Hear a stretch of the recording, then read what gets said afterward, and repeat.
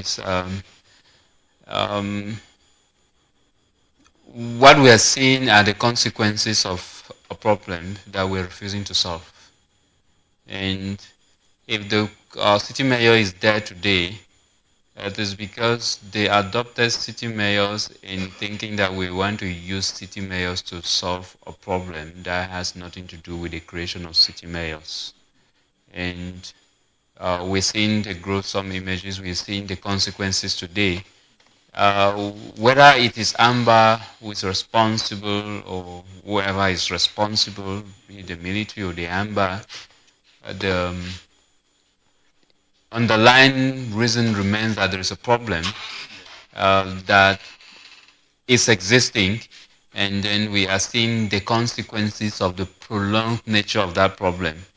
And the city mayor comes in as if the creation of the city mayor position is a solution to the conflict. So he has been put there as though to say we want to use the city mayor to solve the Anglophone crisis, and he comes in and he's trying to prove his legitimacy. It's unfortunate. I don't know if the population came out to validate him and say we've welcomed him. I don't know the indicators that said that said the population has welcomed him and has legitimized his stay. But if the population has welcomed him and legitimized his stay, I think that he has to prove himself right. I think he has to prove the people right by doing the right thing. And by doing the right thing is the people that met him, who he is, the people that he's working for. He's working for the Yaoundé administration, and the Yaoundé administration is responsible for the escalation of the Anglophone crisis. If he really loves these people, the people of Kumba, what he should be doing is channeling this message to Yaoundé that things are not going on well in Kumba. And that is the reason why we wake up, we can still wake up one morning and see a repetition of what went on Saturday. And so if Mr. Mayor has been welcomed in Kumba, and it has been proven that he's been welcomed by the people of Kumba, it is now the place of the mayor to do the right thing. Talk to his authorities in Yaoundé and say, I am on the field, but things are not moving. Things are not moving and we are still seeing escalation of violence. Can we sit down as a nation and talk this thing out so that I should be able to manage these people that love me so well? I think that is what the city mayor should be doing. Because you have seen the actions, they are so heartbreaking. And if you really love your people, you should not stay quiet. What the city mayor should do is to talk to the people in Yaoundé who are in charge and who can put an end to these atrocities, who can put an end to this madness that we are witnessing. The government of this country has an obligation to put an end to this madness. It is their obligation. They have an obligation to put an end to it. And so if the mayor wants the people of the people of Kumba, to behave as people, to live as his people and live freely in a free society where they can go to school and come back, he has the solution. And the solution is to go back to Yaoundé and give a report, an exact report of what is happening on the field. Because I believe that his collaborators in Kumba are perhaps not telling the truth about what is happening and seeking solutions. But if he is there because the people want him, he should be able to seek solutions, genuine solutions to the crisis. Okay, Mr. Pope Bertrand, we are looking at the new Kumba City Mayor who was welcomed, who was hailed in triumphant when he won the position just a few days ago, and maybe just a day after such a tragedy happened, as you said. Now, what's your take about such a situation, not to talk of his airing out that he's going to make sure that there is peace in the city of Kumba, then such a thing just happened? Looking at the weight at which the scores line at which he took, or which he used to beat the incumbent, it means that he's loved by his people. But the tax before him, or what just surfaced before him, is telling him how demanding that office could be. We understand that the city mayor is in charge of local development and local administrators. The crisis is at hand is a crisis that must be handled at the senior level. And his participation also counts. But let us not be chasing shadows. Let us face it as it is, that the administration must come in fully to solve. The administration must come out fully to solve the problem at hand. Mr. Mambo Williams, when you hear that, we heard 2 weeks ago that CONAC was going to do investigation on school resumption in the Northwest and Southwest after 3 weeks. And I began to ask myself, what mechanism is the Ministry of Secondary Education putting in place? And why not all the three ministries of education, from primary to secondary and so forth, even up to vocational schools, that you will send an inquiry body to the field for after 3 weeks that schools have begun. And now look at the report that comes back to us to tell you that this Mother Teresa who was attacked is a school that did not follow full requirement and so did not benefit from the security provision that was provided to all schools. So you begin to see that, because there's a circular out saying that the school that was attacked, the government have promised security to other schools, but this school resumed under some circumstances that did not benefit from this security gifts. Largesse. So now that is to tell you that we pronounce things because we want to satisfy some personal institution or some personal individuals. Because when people, let me use it that when people drive in safe armored cars and go to Kumba and find Serene Street maybe on non-ghost town days, and then they come back and give us the impressions to us that are living in the urban area that life is calm, that you can send your child to school. It begins to even us parents who know that we don't have maybe two scores again to live, but at least our children have 3. So it makes us, instead of sacrificing our own life, we are sacrificing the life of our children. And biblically wise, it is said and authorized that a children must bury the parent. So the vice versa in this context does not play well in biblical context. So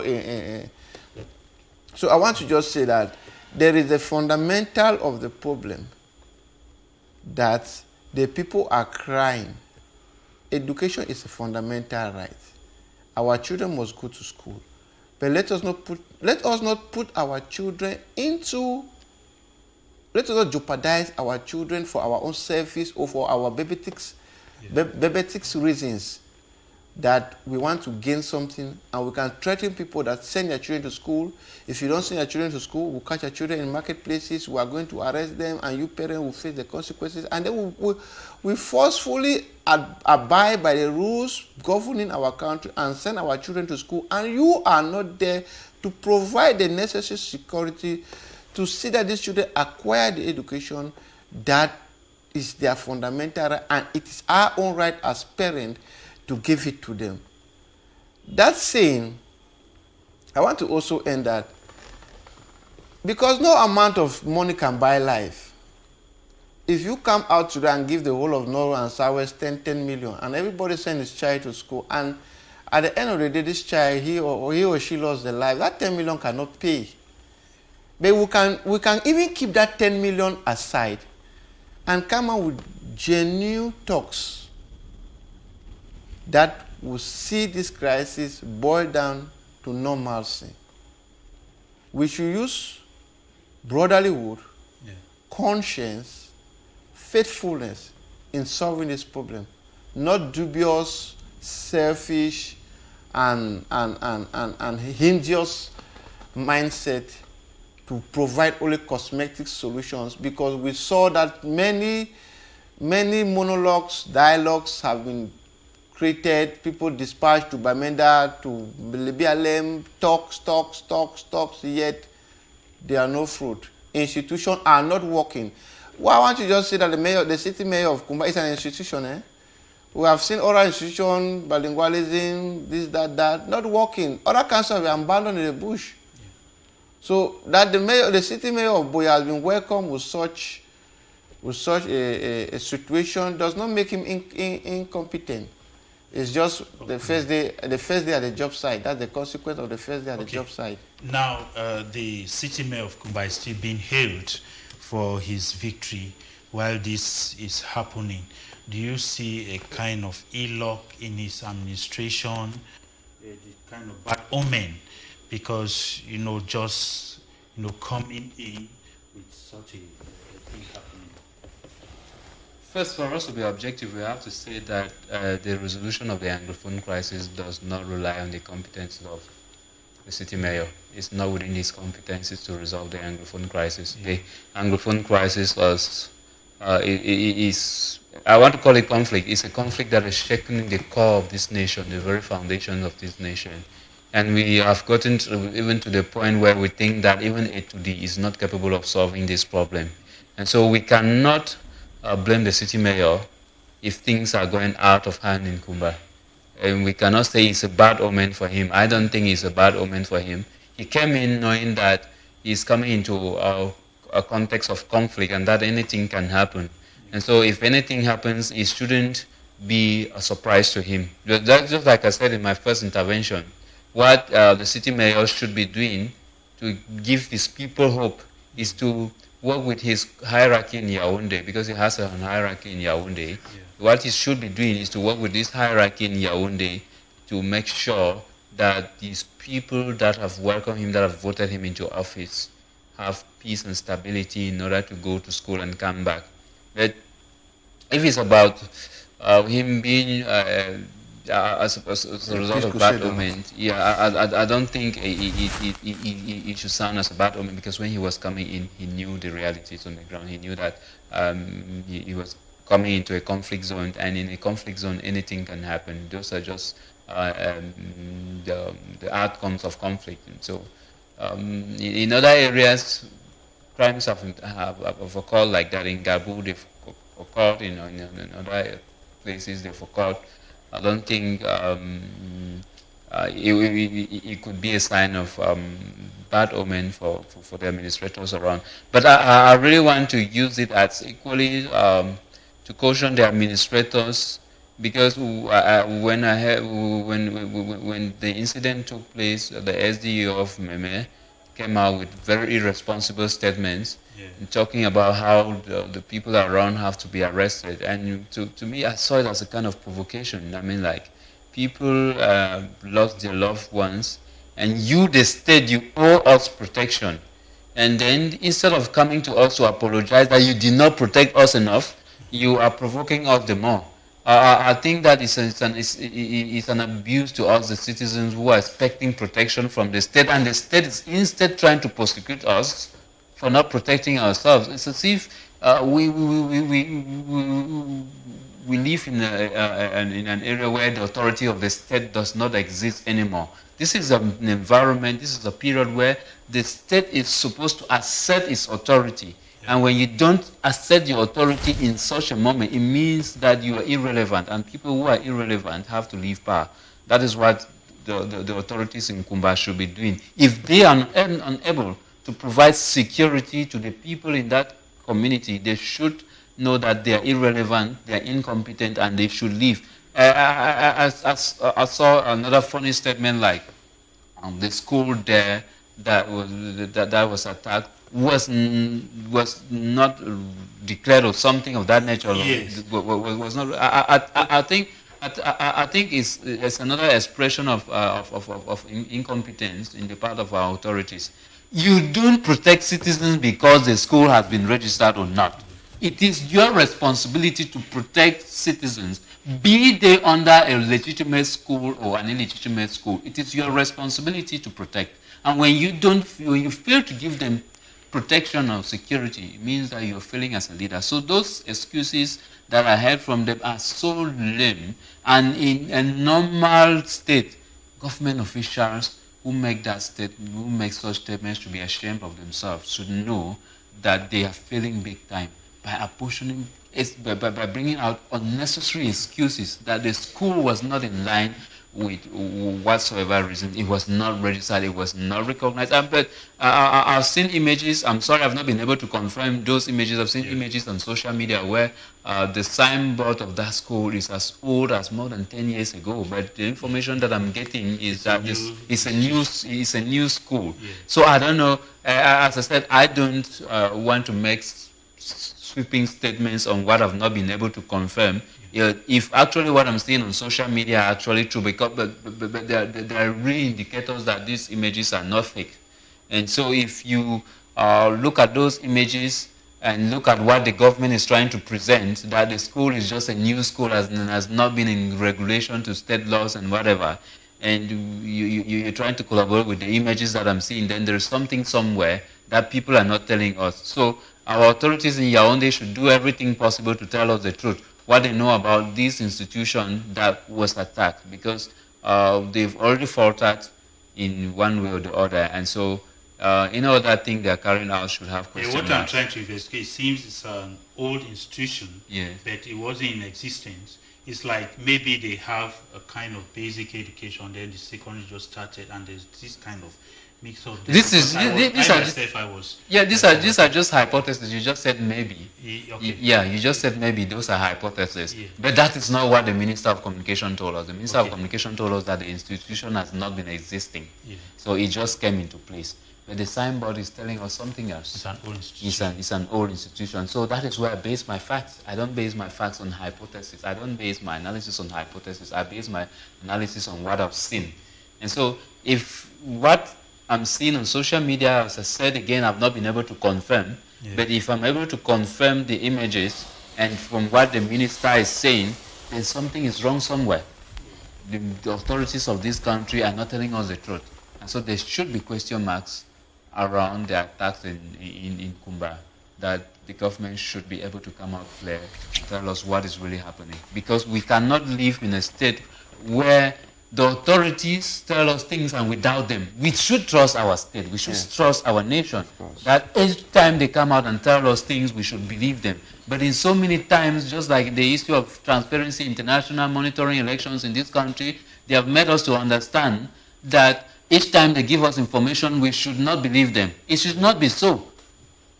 Okay, let me come to Pope Bertrand. Let's look at the school. If you look at the school very well, it shows that the school is well structured and so on. Now, the question we should ask ourselves, the security in the school, the environment, because if we follow up the story, just children were attacked, just the children. The question now is, where do you think the teachers were? The teachers of the school, or the teachers who were supposed to be in class? Because I don't think they decided to use Saturday as a school day. You know, in this area, Monday is mostly not used. Maybe they decided to use Saturday. Is it like there were no teachers in school? What is your ideology about children being attacked in school with no information about the teachers, about the administration? Mr. Mambo Williams,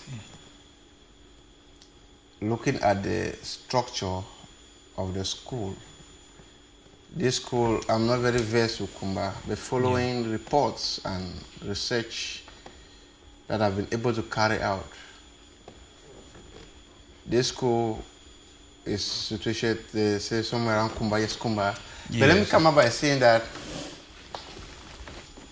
due to the volume of work that is there and the subtraction of Monday, I don't know if Monday is being subtracted, eh? Yes, It's being that one is no news. It's no news. Because people... So they are trying to, the teachers are trying to meet up with Saturdays. Mm-hmm. You understand? That is one part of the story that people are saying, that some people hold that it is the vexation of these boys that the school operated on Saturday. But I don't jump into those conclusions.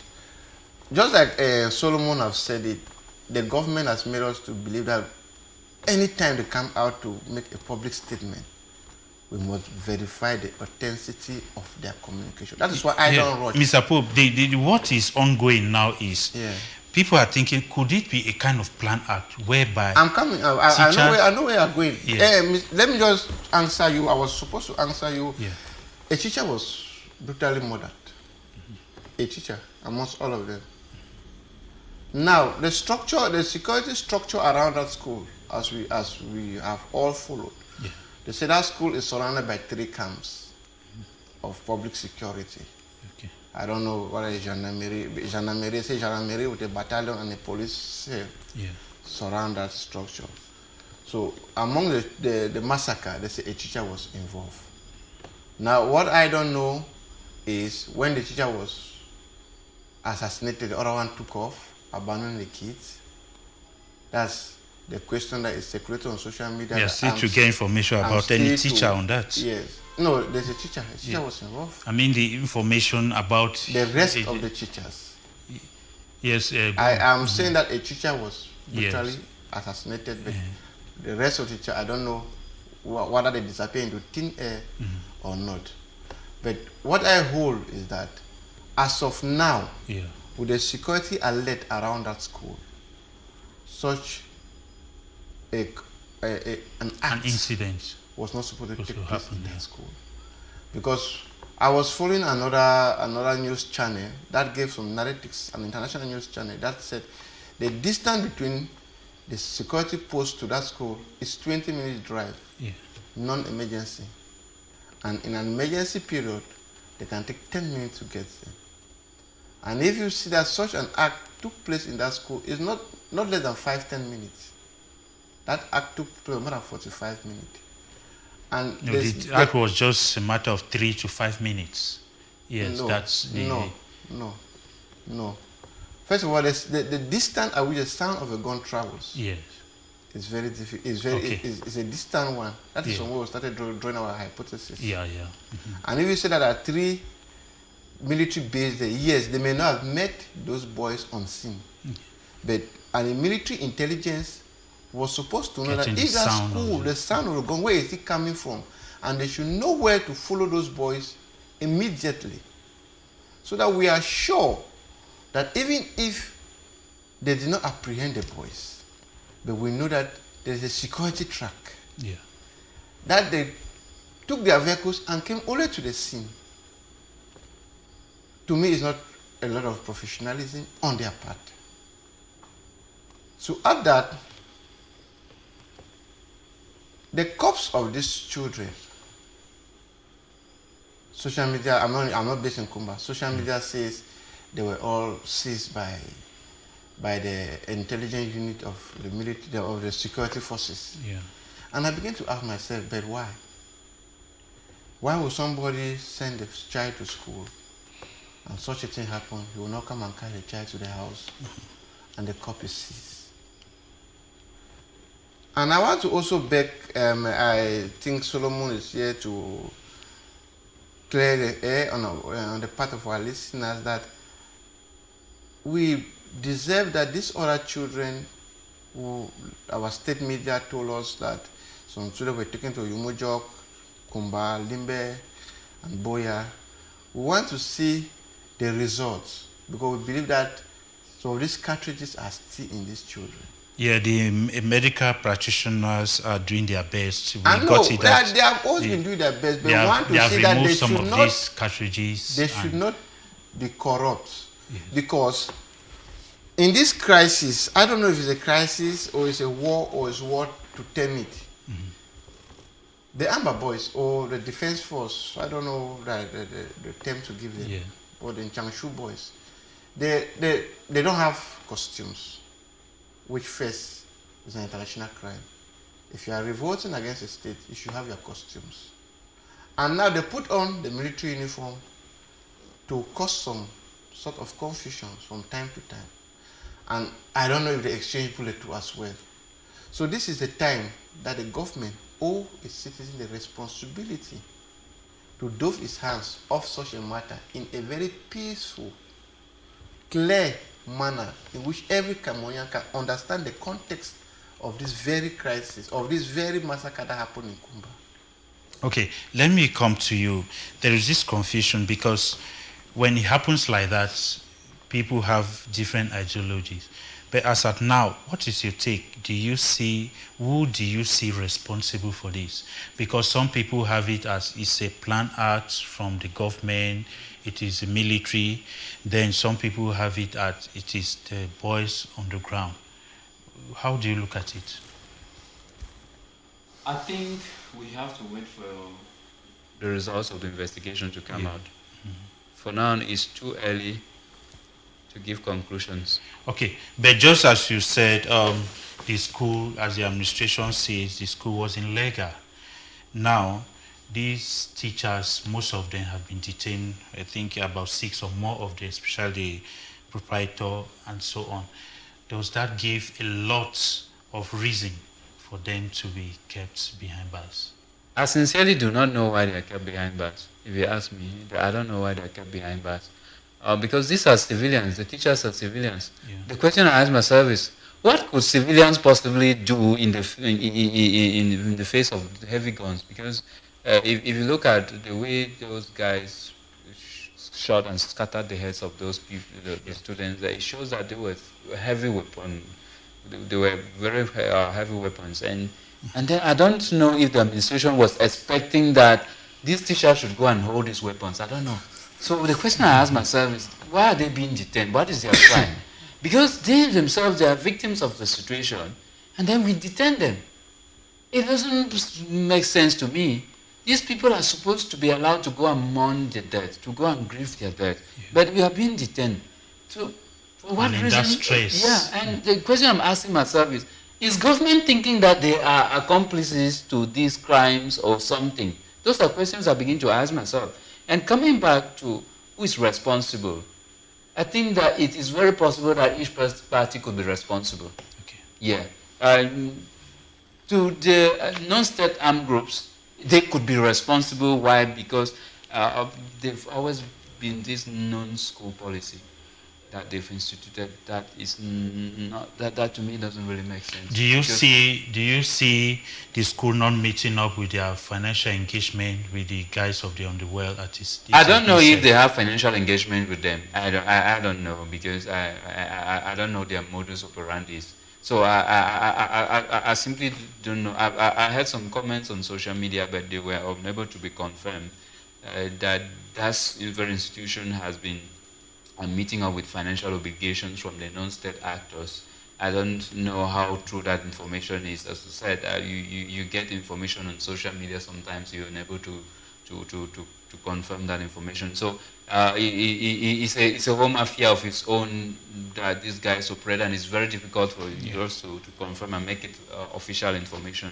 So I can't really comment on that, because I don't have facts. I can't speak on things that do not have facts. But again, when I talk about the possibility of them being responsible, the possibility is not as well certain that they are responsible, because the idea is that if you oppose education and then the children go to school and something is wrong, definitely logically they are going to say, hey, these guys who are opposing education have attacked. Right. Yeah, but at the same time,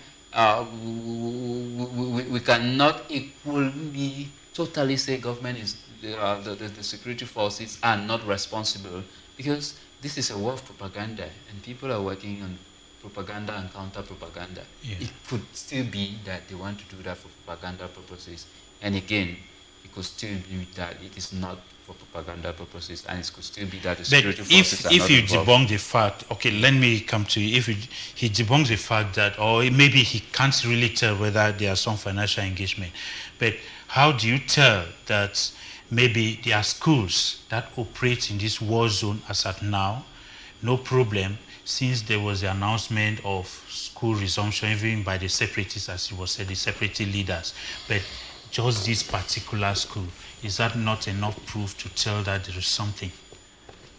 Mr. Moderator, the question puts me between and betwixt. That is to say that, yes, this whole incident started with the consortium leaders looking for reforms of the Anglo-Saxon judicial system and educational system. to see again that some of these requirements haven't been met, we still go again torturing the same institutions which we type up to remedy things in the bicultural Cameroon. That is to say, the government have done some remedies in the educational system. They may have not done all. And likewise in the bicultural system, which they might have not done all, but since we have a slowly but surely mechanism, we still keep on giving them chances.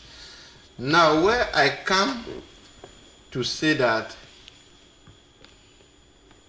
this act, we must wait to see, because when you let us be straightforward.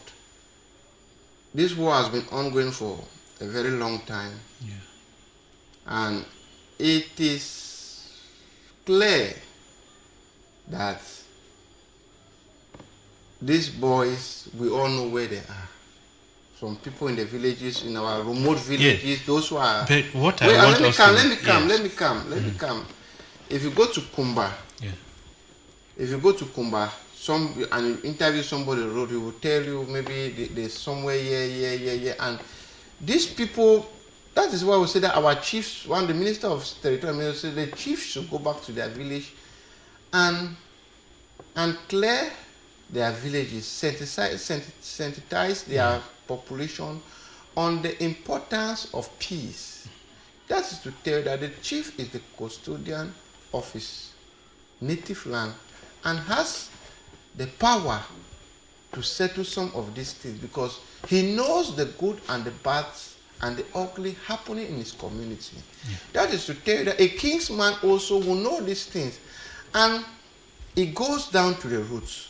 So the government has used part of their potentials, and they are saying that this thing is a pain top of which some people still hold, because we have different opinion holders, federalists, confederationalists, unionists, and the rest.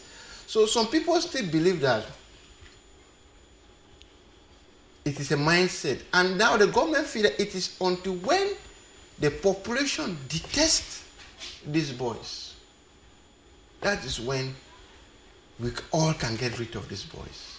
Okay. So in that place, there can be a plan to see that truly the population detests these boys. Yeah, and just to add to that, there is I said a while ago that this is a propaganda where both sides are struggling to make the world see each other as their opponents as terrorists. You find activists like Mark Barretta, you see their Yabachos, they'll call Cameroonian forces as terrorist rich forces. And you see Cameroonian authorities coming out with their communiques and calling Amber forces terrorist forces. So there is this propaganda war where blackmail. Blackmail, where people are trying to are focusing on trying to make the world see the other person as terrorists, because the government thinks that for the world to arrest Amazonian leaders who are mostly based in the U.S., they need to do everything possible to make them seen as terrorists. I have that those question. hypotheses are not. I have that question. But what I want to have clear here is what I want to have clear here, because we don't have time. What I want to have clear here, the school is among schools in that vicinity and in Kumba, not so. And this is not the first time it is being attacked. Now the question now is why the particular school and this kind of tragedy? Because when people say that there are financial engagements that this school make with these guys, if only they are the ones, maybe this school is unable to meet up. That is why this guy come back for maybe a kind of reaction. What's your take about that? That is something I can't lay hands on. Okay. Now, what do you have to say about maybe the leaders of the separatists abroad call for school? Some of the leaders call for school. Then the ones on ground are like doing what they are doing. What do you decipher with that? Well, school I think, like I said it here, that the government has tried to meet some of the demands of schools as per how it was being stipulated on the basis on the grievances on the Anglophone who thought that their Anglo-Saxon educational system is being tampered upon, and today some of these separatist leaders are doctors who have maybe in one way come back to understand the fundamental rights of a child acquiring education. And since the business down here, it's already a business, people use it to enrich themselves. They would not like to see a lucrative angle which they have been tapping, making work for themselves, now being crippled down by full resumption of schools. They can come back to act the way they are acting. But do you see conflict of ideas between those on ground and those abroad, the leaders abroad, where the leaders abroad call for school? I will not say that. I will not say that I care about the conflicting ideas. Our children must go to school. If we are into war, they should come out with a reason why we are warring, and let us chase our partners at war. I don't think education is a partner in war, or our children going to school are our partners in war. Do you see any conflict between the leaders abroad with those on ground? Because some of the leaders abroad call for schools, while those on ground are perpetrating this evil. Do you see maybe those on ground not accepting school and those abroad?